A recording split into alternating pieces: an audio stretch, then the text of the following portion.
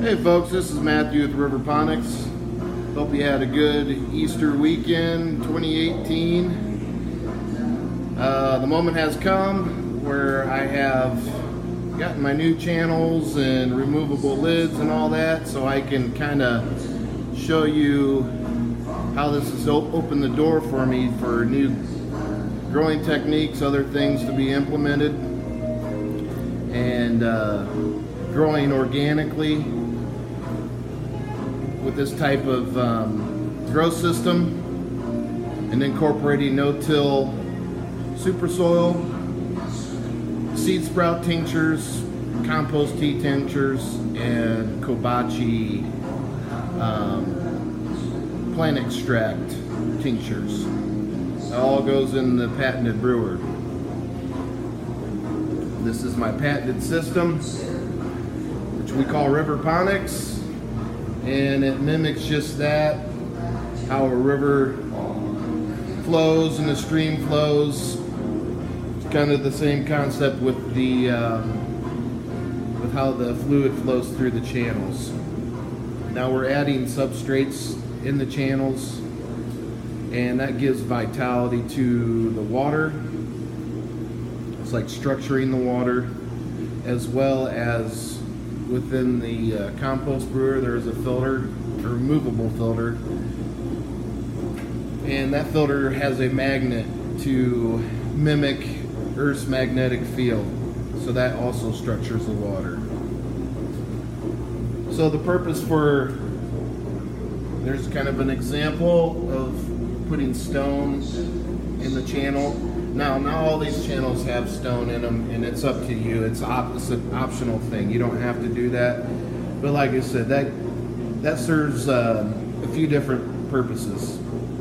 One, to give vitality to the water. It gives water something to do, right? It gives water something to feel and touch, and mimics how things work in nature.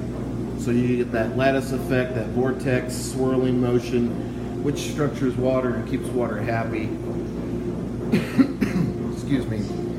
And then the other feature for the substrate is incorporating worms into your grow system, and that creates a highway for your worms so they won't drown in the water. So you can put rocks periodically in your grow channels just for something for the worms to cling to get a breather, catch a breath of fresh air to move on to the next container. So this is the Riverponics Road Highway, is basically how I term that. And those three back there, those are pepper plants I just planted. Now I put about 10 worms in each container, and just to experiment, okay? This whole grow room here that you see is a lab for experimenting, putting everything I do to the test, all right? Excuse me. So I put 10 worms in each container. I'm really curious to see how the biology works and if they reproduce en masse in those containers over a period of time.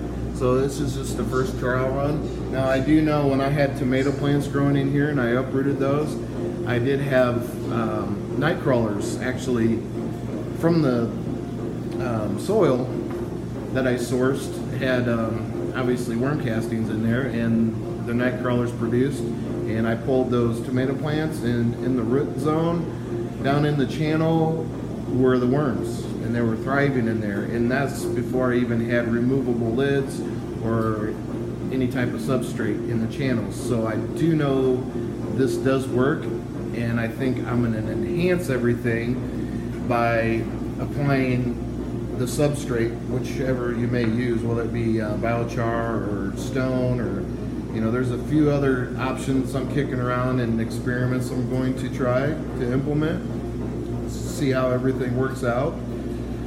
But it should be really interesting, and building and amending the super soil using all organic material down to earth is a good place to resource those types of amendments. Using your alfalfa meal, your kelp meal, your oyster shell, neem seed oil meal, you know, there's a ton of different things that you can incorporate into your soil to enrich the microorganisms that feed the organisms and feed the worms as well. Now you can see I have straw on top of there. That's because I do have a cover crop that I planted in there as well, and that's gonna be a food source for the worms and a nitrogen source. So once those start coming up, I will start clipping and trimming those and let them die off and become worm food. And then I'll do another cover crop in which that will create more CO2 for my plants. And so basically what I'm doing is creating an ecosystem within this growing system for everything to thrive and kind of work with each other. So that's the whole purpose there. All right. Now up top, I'm using smaller stone, and this you could do for multiple use cases. You can do starter cups and stuff like that, just resting right on top of the stone. You can do wicks. This one has a wick. It's hard to see, but there's a wick in there for wicking up the water and nutrients up into the soil. You can do big blocks of rock wool, and this is a tomato plant, and I'm just letting this grow. I'm not going to keep it. It was growing so fast. It was a cutting, and it was growing so fast that it was growing up into the light and kept on burning the plant. So I had to keep on cutting it, and it just became real stringy and what have you. But I'll walk around here. Actually, can show you the roots. So I just stuck this thing right in the rock wool block. And so you can see all the roots there, and then it's just sitting right on top of the stone. So it's a really easy method to take cuttings and start cuttings. Real simple. All right. Now all these pepper plants right here were starters, and I had some very fertile jalapeno seeds that I kept the last couple years. And I had like about 4 or 5 pepper plants per little cup. So when I started planting all these peppers here, I had to start thinning out the herd, and I reset those in new starter cups. Okay, so those are only like 2 days old, and I just uprooted them and just to see how it works. All right. Now you can do different techniques with this too, using the smaller stone. One thing you can do to keep down allergy growth is actually lay screen over the top, and that screen is going to allow you to do different options as well. Okay, and I can kind of show you. This is microgreens I'm growing right on top of the screen. So I put just sprinkle seeds right on that screen, and this is what I get, my microgreens. Okay, so you can do seed sprouts and stuff like that. Now you can see the root system in there. Okay, so you can see how that works, and the screen's going to keep down your algae growth. Got a screen right here. I can kind of give you an example. So you would just lay that in there like so, and that's going to give you that shade that you need. And you can do starter plants on this as well, and like I said, seed sprouts and microgreens and what have you. It's really nice. You can just pull this whole thing up then, and you got yourself a nice little meal. Now this is not only for your own consumption, but this could be a food source for your worms and what have you too, for your biology of your growing system. Now another thing, so you can do starter cups with little net cups like this. Drop those right in there, bam. So that's one method with this propagation system. And then you can also do a method like this. I'll stand back so you can kind of see the whole view. So I got 3 different methods in this propagation system. I got the open lid, I got the net cup, and this lid is removable, by the way. See, it lifts right up out of there. All right, and then I have this. And there again, I got stone in there. It's optional, you don't have to, but I'm choosing to use that for the vitality of my water. All right, so this top portion here is where you would put little wicks, microfiber wicks in your cups, and it wicks up the water into your soil. All right. So what I'm experimenting with now, find kind of interesting. These are pepper plants and soilless, and I uprooted those two from the starter cups, and I just put them right directly in the stone. And I did that the same time I did these. Okay, same thing. Those are in soil. These are in the stone, and you can see how well they're standing straight up, living life, liking the environment they're in. Right there is kale I did, and then there is a tobacco plant right there that I transplanted directly in the stone. And there again, that was 2 days ago, so I'm gonna let them go for a few days and see how that works out. Show the root zone. Right there is garlic cloves. I put those in there 3 days ago, and I can show you the roots already started on that little garlic clove right in the stone, and that is pretty darn cool. I really think that's awesome. Excited about that. You know, we're here to learn, we're here to experience things. I'm not afraid to try new things. I mean, that's the only way you ever learn, and that's the only way we evolve from, you know, just common practice of doing things. Trial and error, figuring out what works and what doesn't work. And I'm always surprised every day. It seems like I'm learning something new. So this is pretty cool. I'm excited about my removable lids. It opens the door for a whole new world for me to create the biology I'm looking for within a grow system. I believe, in my own humble opinion, that this is one of the best, if not the best, growing system on the market. I really believe that. Here's some, those are garlic cloves that I just planted. So those are coming up, but I'm seeing that starting them like this might be my better option. Might not take as long for them to sprout up. There's some more garlic cloves starting, popping up. So I got a wide variety of plants in here. There's a broccoli plant. There's a type of kale. This is cauliflower. There's another kale. More kale. I'm gonna have a lot of more different stuff. I need to do some planting. That's rosemary. More broccoli. Here's some kohlrabies. I can show you how big this thing is. Let's see if I can get a better shot of that. See that kohlrabi is just pretty massive. Another rosemary. There's a really big patchouli plant. It's doing wonderful. Broccoli starting to flower out. Cucumber there. So I'll kind of show you. So I'm feeding these two plants here. It's kind of funny. I'll kind of give you the story on that. I just transplanted those, right? And I had to transplant them in these little starter cups, okay? And I'll show you why. Now this one, I didn't have to. It didn't have the massive roots coming out of the little starter cups, but these guys are struggling a little bit right now. So we'll see if they pull out.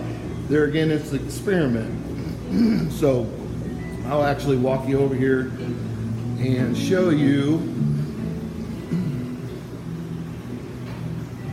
these tobacco plants in little starter cups. And I want to show you the root mass in these. See? All right. So that's going to be, I can't do this with one hand. It's hard to do. There we go. I got it. That was a small root mass actually compared to the other ones. Let's check this one. Look at this. See that? So I can't just pull that plant out of that starter cup without destroying those roots. So I figured, you know what? I'll experiment and just plant the whole darn thing right into a new potting plant or potting container. I'm revamping this. This is my whole commercial side.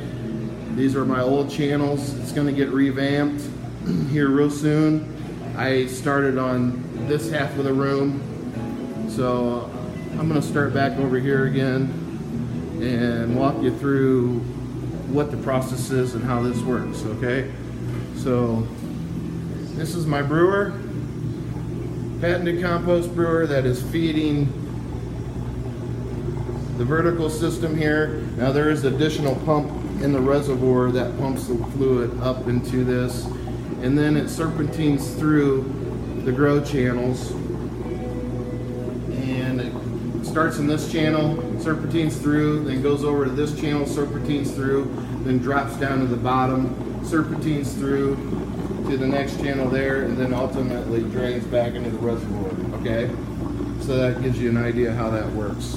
This is where you would put all your tea tinctures and nutrients in your brewer. Now this brewer, from here all the way down to there, there's 1, 2, 3, 4, 5, 6 growing channels. All right, and they're 6 foot long in length. Quite a few plants there, and they're being gravity fed out of my brewer. So I got my internal filter in there. This piping here is attached to that filter. This is your control valve to control the amount of fluid that flows out of your brewer, but this is gravity fed. So this is super efficient because I'm only running one single air pump and one submersible pump that's attached to my compost one that pumps the fluid back into the brewer. So it dispenses out of the brewer and travels all the way down to the first channel. And then it serpentines through, comes up to this one, serpentines through, travels to this one, serpentines through, and it repeats that process, okay? All the way down until it gets to the last grow channel. And then it drains out there back to the reservoir. So the only thing that's supplying the fluid to all these plants right here, these 6 channels, is one air pump and one small submersible water pump. That's it. So it's very efficient. Love how that works. All right, so you got a general idea how that works. So obviously this is expandable. Now if you're gonna go over, I don't know, 6 channels, you're more likely gonna have to start using bigger drains, right? Your bulkhead fitting, this is 3/4 inch. I would probably go to like a 1 inch, you know, just so you can get that fluent flow. You don't want to get water backing up. That would not be a good thing. But as of now, this is working beautiful. I'm feeding so 6, 7, 8, 9, 10. I'm feeding 10 channels off of one brewer, okay? It's a lot of plants. Pretty cool stuff. And with implementing the super soil amendments and growing organically and doing all the tea tinctures and all that, you could literally hook up your propagation system to the one brewer as well. So you could have one brewer feeding a multiple amount of things, okay? And with that said, you could even put fish in here in your reservoir because you're using all organic amendments. So, and you have the worms too, all right? So any worms that do escape and end up in the reservoir would become fish feed.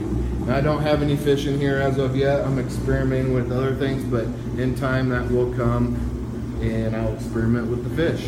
And particularly probably tilapia is what I'll probably end up using, and just see how that works. And that's gonna be another, not only source of food for the plants, but it'll be a source of food for myself.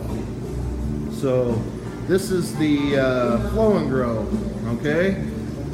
My big tobacco plants. This is right here's a double barrel 12 plant system. So it's being teed off my brewer and feeding 6 plants on this side, feeding 6 plants on that side, and they both have a return going back to the reservoir. All right. Now in here is where you actually, this is what you actually, that rotates. There's no glued fittings. So that rotates and gives you the level of fluid that you're looking for in each of your bottom containers. Okay.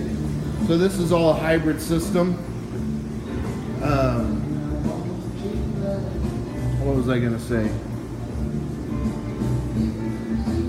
Well, I combine soil gardening with hydroponics, all right? So all these, like these have a wicking device inside each container, and it wicks up the fluid up into the container for the soil, all right? So it's self-watering. So all these are self-watering, all right? Just to keep that in mind. If you're wondering how the hell this works, now you know. The flow and grow, you got soil in your top container. Top container you have soil, bottom container is your fluid, okay? And the water level right now is probably about in there, and I have wicking cylinders in there that wicks up the water into the top container. Now as that plant develops and gets larger, the roots will eventually get down into the bottom container to form your hybrid system. That's going to give you more capacity for your roots to grow in. Now you're growing in 2 containers, so it just gives you more capacity for your roots to thrive in. But you can see how well everything's doing. Very happy with the results. This is a massive citronella plant. Really big, doing very well. There's a nice broccoli plant growing. So it kind of gives you an idea. I don't have enough lighting over this. I need to add a light, and I need to add a couple more lights to this grow room. And so I got a couple plants that are, you know, containers that are minus plants because I just don't have enough light. So there's no really sense of purpose of trying to grow plants without the sufficient light. All right. Now this system here is called the drip and flow, and I can do different types of growing methods in this, okay? So I'm only doing 2 right now. I'm doing the wicks. So it's wicking up from the bottom up. These 2 rows, this row and this row. You can see these are cherry tomatoes. And there's a ton of cherry tomatoes in here, just now starting to all come in. It's kind of hard to see, but there's a bunch of them in there. All right. New flowers, new stuff coming in. I've had these 2 plants growing for a while. There's another one I got started. The rest of them are pepper plants. Okay, so like I said, these 2 rows are wicking up, and then this row is just strictly hydroponics. And you can see the drippers dripping all 4 pepper plants. All right, so I'll show you how this works coordinated with the brewer. Now the brewer in this instance is doing 2 separate things, okay? Normally this would be your clean out right here, but I attached a fitting to this, and that's what runs out for your drippers, okay? And I kind of did a different pattern scheme too for my tubing. So I ran it on the inside versus being out here. I ran it on the inside. Makes less fittings, makes it more efficient. So it runs down, goes to the end, turns the corner there, and comes back down. Then I got it capped off here, okay? And there's my drippers. All right. Now the other function of the brewer in this instance is it's coming off of here to feed my grow channels. There's a control valve, control the amount of fluid that flows through there, and it goes right into the first channel, serpentines through. There's my pipe, connect the other channel, serpentines through, pipe, serpentines through, and then ultimately comes out back to the reservoir. You can see it doing right there, okay? And there again, you got 1 air pump, and you have 1 submersible pump that's attached to the compost wand to pump the fluid back into the brewer. So it forms that closed loop, not only within the compost tea brewer, but it forms a closed loop within your grow system. And that's how all these systems pretty much work. All right. This is my larger brewer. This is a 20-gallon, and this dispenses out to my 50-gallon reservoir that's recessed in the floor. All right, this is more for my commercial stuff, okay? And this is the vortex bucket. So the compost tea is filtered through the compost brewer and dispenses out first to the vortex bucket that I created. And this is another method for structuring your water. All right, so this vortex bucket has multiple use cases. It not only structures your water, but you can see it pulling the air bubbles down into the vortex there. And at the bottom, that's an 1.5-inch pipe there. And then at the bottom of that, it's all open-ended.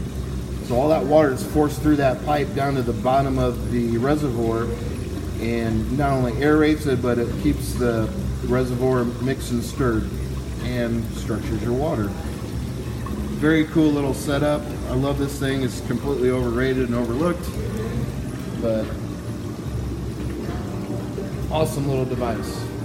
Okay. So there again, you got one air pump, and we got one submersible pump down in this reservoir to pump the fluid back into the brewer with my compost pump. All right.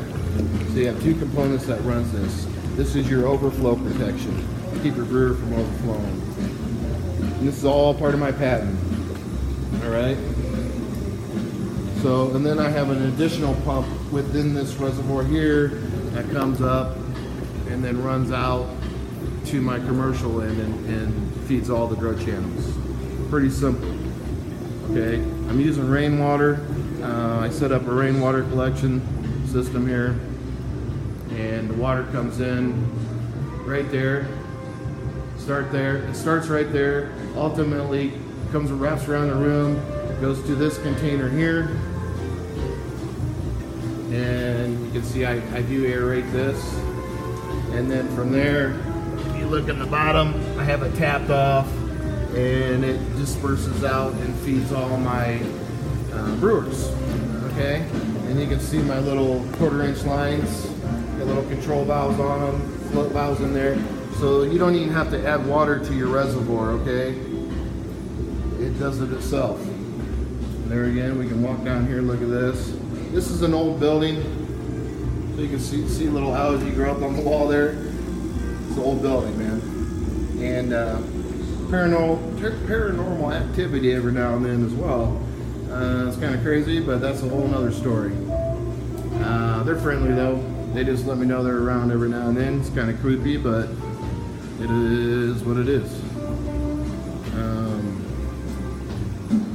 So I could get into all the amending soil and all that, but I'll get into that another time. I know my video's running about a half an hour now.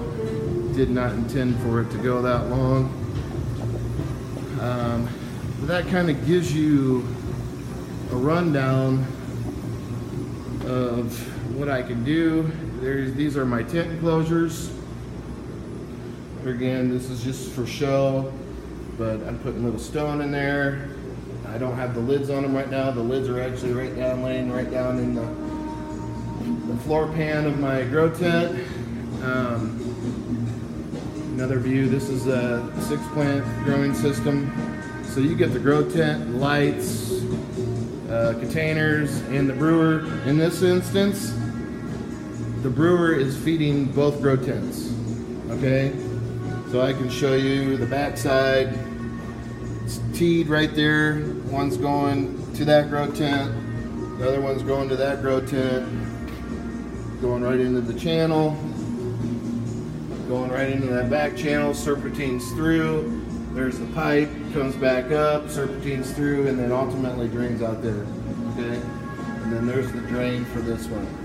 So I'm feeding 2 tent enclosures. And for instance, you could do with the removable lids, you could eliminate these containers and just do starters in here. So this smaller grow tent could be for your starter plants, and then this could be like your mother room, right? Your flowering room, whatever you want to call it, your veggie flowering room.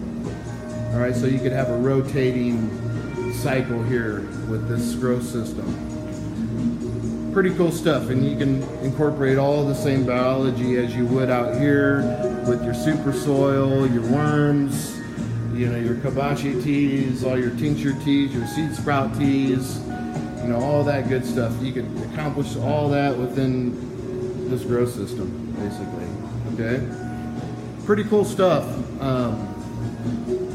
I just acquired 1,000 worms, and this is, I can show you my worm bin. This is all my paper I use. Let's see, this is, I'm just using a screen on top here, but see, there's some microgreens right there I threw in there. Peel this back a little bit. Now you can see, look at all them worms in there, man. They're all on top, just chowing down. Going to town, Leroy Brown.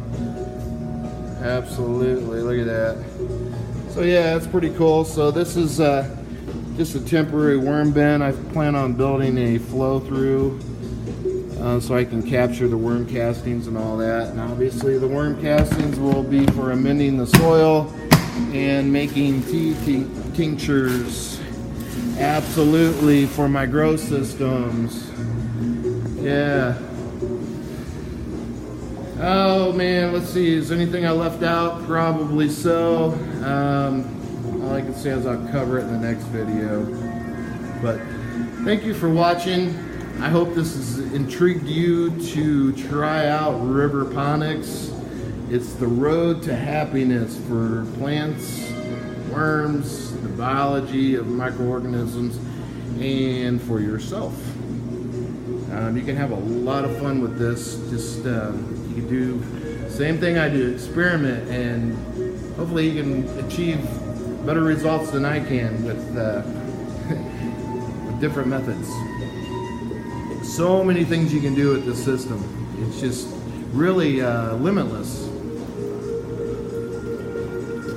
So alright, so I'm looking for some willing people to give this a shot and see what kind of success they have. One thing I have forgot to cover is, you see I'm using smaller containers, 4 and 5 gallon containers, but there's really absolutely no limit on the size of containers I can use. Okay, I could use a kiddie pool size container if I want to. And actually this spring when I get outdoors, I intend to do that just to show that it can be accomplished and in the self-watering manner, and you could grow not only massive plants, but you could grow a wide variety of plants in one massive grow bag, let's say. And that's what I plan on using, is a large grow bag. When you see the no-till guys growing outdoors, they're using anywhere from 25, 50 gallon, 100 gallon grow bags. And that's what I plan on doing.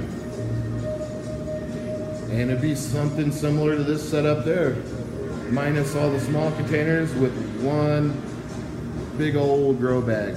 All right, wicking up, having the biology of the worms, doing my tea tinctures, my kobashi.